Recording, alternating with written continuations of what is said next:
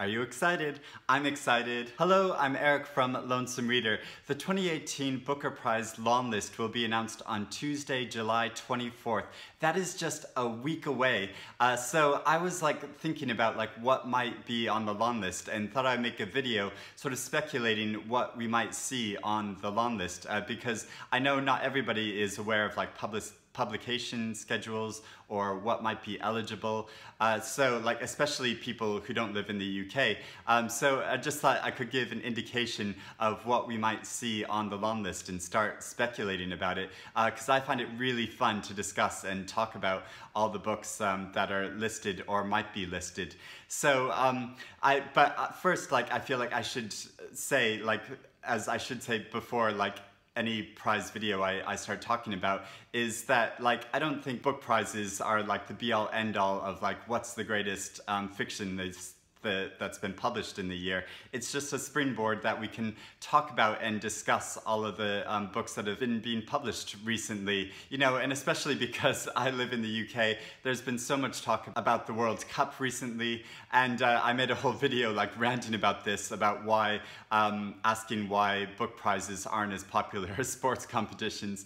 And, you know, and I know they never will be, but I just like having the chance to have an international conversation about books that have been published recently and seeing people get excited about certain titles, discussing different aspects of certain titles. You know, it's just a fun reason to discuss books. So saying all that, let's get into discussing the books because there was also a very special Booker Prize recently, the Golden Booker Prize that was awarded recently for the 50th anniversary of the prize, which was awarded to The English Patient by Michael ONDAATJE. And I know some people have asked my opinion about this because there's been a lot of controversy and discussion about whether that should have won the award, and honestly I don't have that much of an opinion just because I haven't read The English Patient.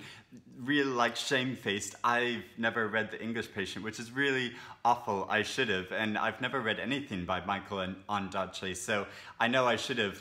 For the Golden Booker Prize, I was sort of rooting for Penelope Lively's novel Moon Tiger, either that or George Saunders' Lincoln in the Bardo, because I love those two novels so much.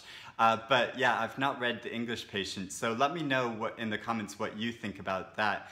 And I've never even seen the film of The English Patient. Isn't that ridiculous? So I'm gonna get into talking about the what might be up for the main Booker Prize this year. And I have 52 books that I'm going to list. I'm not going to talk about all of them in detail because that would be way too long. So I'm going to try to be brief. But I'm going to talk about the books first that I've read and I've really enjoyed and that I hope will be on the list. So the Booker Prize long list will have 12 or 13 books. And then the short list will only have 6 books on it, and that'll be announced on September 20th. And then the actual winner of the prize will be announced on October 16th. So all the books that I'm going to be talking about are ones that have been published between October 1st, 2017 and September 30th, 2018. That's the window of eligibility for books. And they are books that have to have been written in English and published in the UK or Ireland in that span of time. And these are all books which I think might have been submitted for the prize. Obviously, I don't know what has actually been submitted for the prize because publishers submit books for it. And we have no idea which ones because that's not made publicly available. And I'm sure there's going to be some curveball books that show up in the prize because there's inevitably on a long list of books there'll be some books I'll be I've never heard of that, I never even knew of that, which is one of the things that makes the prize so interesting and fun to discuss because I can discover new books through it. But also I've tried to be a bit canny about how I pick the books that I think might be long listed for the prize because according to the prize's rules, publishers who have had books long listed in the past, they're eligible to submit more books, whereas a publisher who's not had any books on the long list before, they can only submit one book. So I've picked more books that are from certain publishers and so are more likely to be eligible. So from publishers like Hamish Hamilton, like Bloomsbury, Granta Books, Picador, John Murray, who incidentally, these are all publishers that I really love. They continuously publish really quality, interesting new fiction. So yeah, I've tried to be a bit canny in my choices, and don't ask me why the rules of the prize are that way. Like, I don't know, I'm just trying to like speculate about what might actually be on the list. First, I'm going to talk about 18 books that I read and really loved and that have been published in the last year and that I would be so happy to see on the long list. So like I have like my list here that I'm just going to run through and talk very, very briefly about them. So first there is Sight by Jessie Greengrass, which of course I'm going to predict this because I made a video early on this year predicting that this will actually win the Booker Prize this year, this like wild speculation. But I just loved this novel so much. It's like specifically about a woman who's becoming a mother, and so there's discussions in it about the process of becoming a mother and about being a daughter, but like more in a like rounded way. It's about like it asks lots of philosophical questions about the nature of being and how we want to live in the world, and I just found it so moving and touching. So I love this novel so much.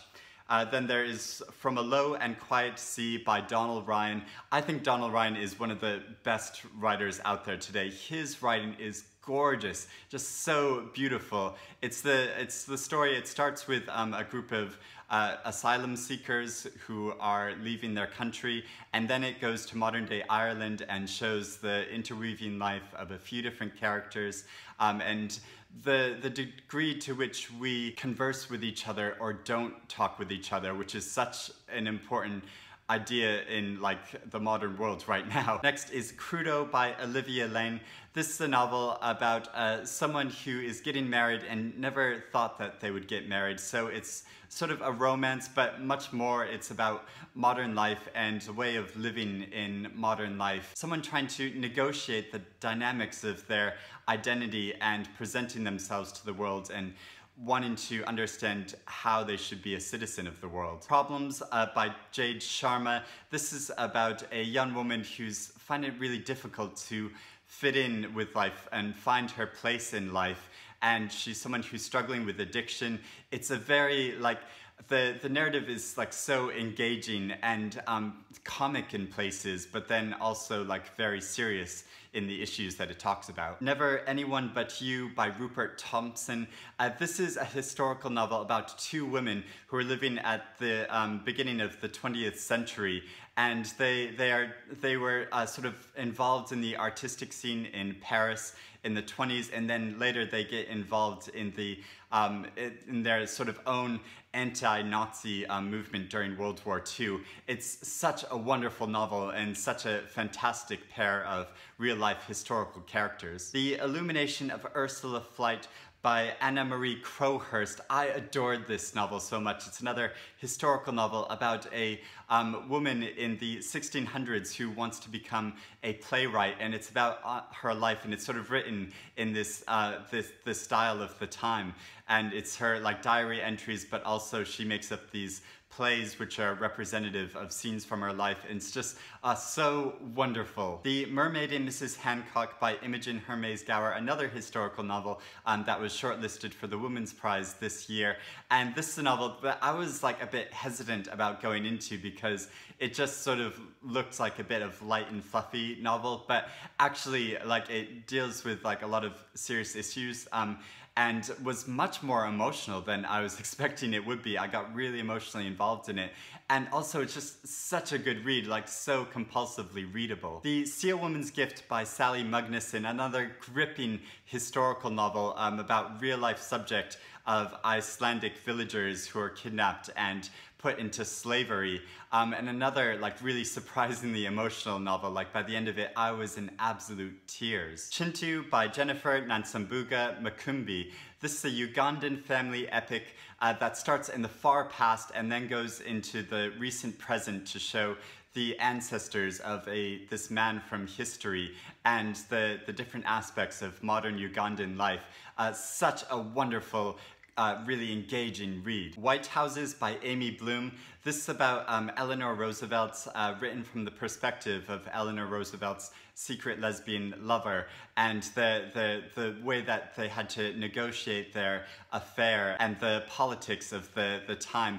It's such a, honestly, romantic, really beautifully romantic novel, but also a fascinating look at the politics and social conventions. The Earlie, King and the Kid in Yellow by Danny Denton. This is an Irish novel which is sort of set in a kind of slightly dystopian future where Ireland has just been saturated with water. It's just raining constantly and it's run by Gaines. And it's about a young man who's trying to rescue his baby from a gang leader and the drama of that. But this is such an atmospheric novel. You can just sort of feel how it's just completely saturated and wet the whole time. The Ninth Hour by Alice McDermott. This is a short, really moving novel about a group of nuns who are assisting a family that are in a complete state of crisis after the father of the family commits suicide. It is beautifully written and so emotional.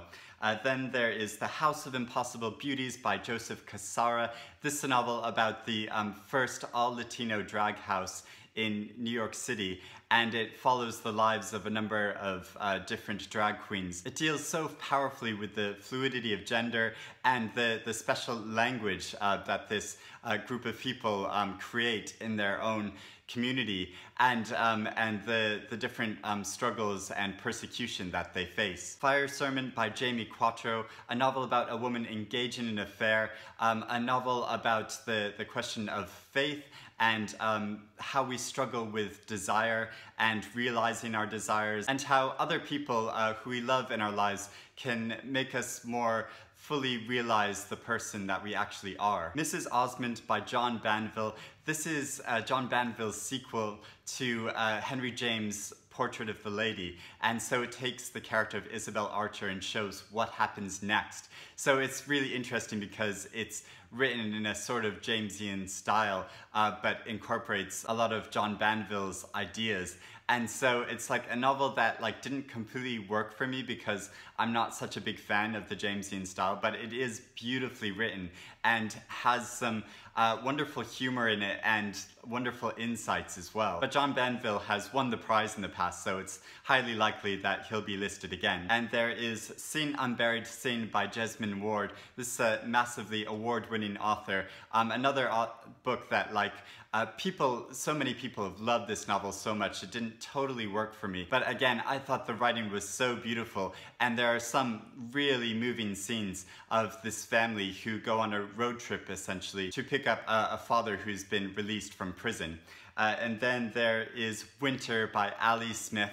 Now, I don't know if this is going to be submitted for the prize or not, but Ali Smith is one of my top authors ever, and Winter is such a fantastically funny and engaging and emotional novel about a group of people that come together for a Christmas celebration and all the chaos and clashes and commentary on modern life that occurs in this meeting. And then finally there is The Spar-Schult Affair by Alan Hollinghurst, and this is people probably won't think that this was eligible, but it was published on October 5th of 2017, so it is just eligible for the prize. And of course Alan Hollinghurst has won the prize before as well. And this is a gorgeously written novel looking at a group of characters over a century, and it sort of leaps forward in time and shows the different progression of some characters, how some are left off and some new ones are introduced. And it shows how there have been changing attitudes towards homosexuality over the past century. But more broadly, it's a look over the changing society over the past century. So those are 18 books that I've read and I think might be on the long list. And now I'm just going to zip through the list of books that I haven't read, but which I think are likely to have been submitted for the prize. And so first I'll start with new books by authors who have been longlisted in the past or shortlisted or who have won the prize and who are likely to be on it again. So there is The Western Wind by Samantha Harvey. This is a novel I'm actually reading now. Has a gorgeous cover, and this is such a moving story that I am enjoying immensely. So I hope to see this on the long list. Then there is First Person by Richard Flanagan. The Only Story by Julian Barnes. Missing by Alison Moore. I loved her novel Lighthouse so much, I'm really eager to read this new book by her. The Book of Chocolate Saints by Jeet Thayil. Now We Shall Be Free by Andrew Miller. I've been hearing really great things about this. Love is Blind by William Boyd. My Year of Rest and Relaxation by Ottessa Moshfegh. So eager to read this, and I've been hearing really good things from friends of mine who are reading it. A Good Trouble by Joseph O'Neill. Warlight by Michael ONDAATJE. It would be like really crazy if like he won the main Booker Prize as well as the Golden Man Booker Prize this year. The Shepherd's Hut by Tim Winton. I loved his novel Breath so much, so I'm really eager to read his new novel. And then I have a list of books by, some of them are first-time authors, or these are books that have been getting a lot of praise, so I think are likely to be on the list. So The Water Cure by Sophie McIntosh. This is a debut novel that I've also started reading and is really beautifully written. The Break by Catherine Vermente, a Canadian author. Asymmetry by Lisa Halliday. Speak No Evil by Uzodimma Iwala. The Immortalists by Chloe Benjamin. The Overstory by Richard Powers. Things Bright and Beautiful by Ambara Salam. Circe by Madeline Miller, which has been getting so much praise from like everyone who's read it I know has like loved it. Ironopolis by Glenn James Brown. Swan Song by Kelly Greenberg Jeffcott, a novel about Truman Capote that I'm really eager to read. A Station on the Path to Somewhere Better by Benjamin Wood. I really adored his last novel. Entangled Lives by Imran Omer. Hold by Michael Doncourt. This has a beautiful cover. Florida by Lauren Groff, the novelist who wrote Fates and Furies that I loved so much. Painter to the King by Amy Sackville. All Among the Barley by Melissa Harrison. Ghost Wall by Sarah Moss.